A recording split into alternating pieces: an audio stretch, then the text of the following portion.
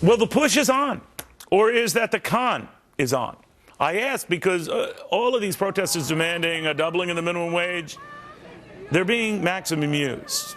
And I want to talk to you folks right now. You're being used not by your bosses at the burger joint, but by your union bosses who got to be smoking a joint. Because if anyone ever stepped back to look at the math, they would have to know the numbers don't add up, certainly for more than a doubling in the minimum wage. So chances are a lot of you protesters' jobs go down. But I will say this, you've enjoyed a hell of a distraction. You have now become the distraction.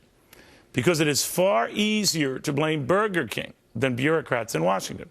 Can't you see what is going on here, my friends? It's not companies screwing you guys. It is Washington, guys. It is rules from there that leave little left for your boss to give to you.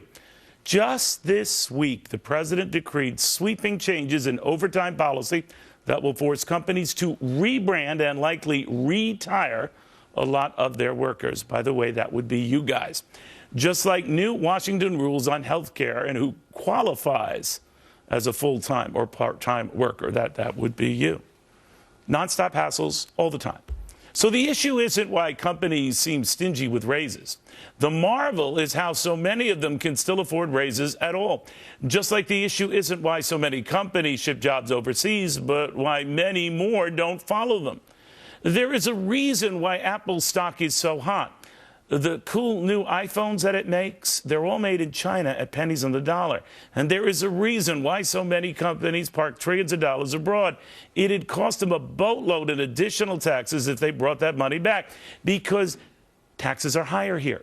Regulations are out of control here. And the attitude for business is downright nasty here. Only in America can we bemoan the job creators for not providing more jobs and lose sight of the economic environment that is inhibiting those jobs.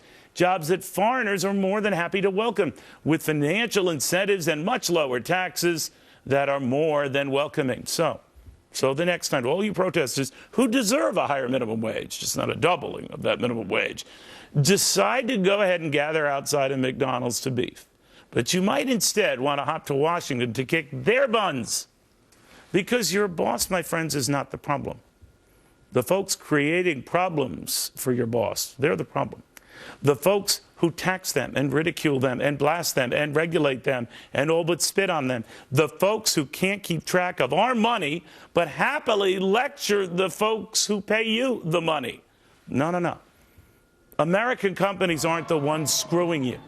The politicians hoping you don't notice the deflection, they're the ones screwing you, and they're laughing at you, getting you all riled up over a minimum wage hike that will likely cost you your job, and hoping you forget the folks really piss poor at their job.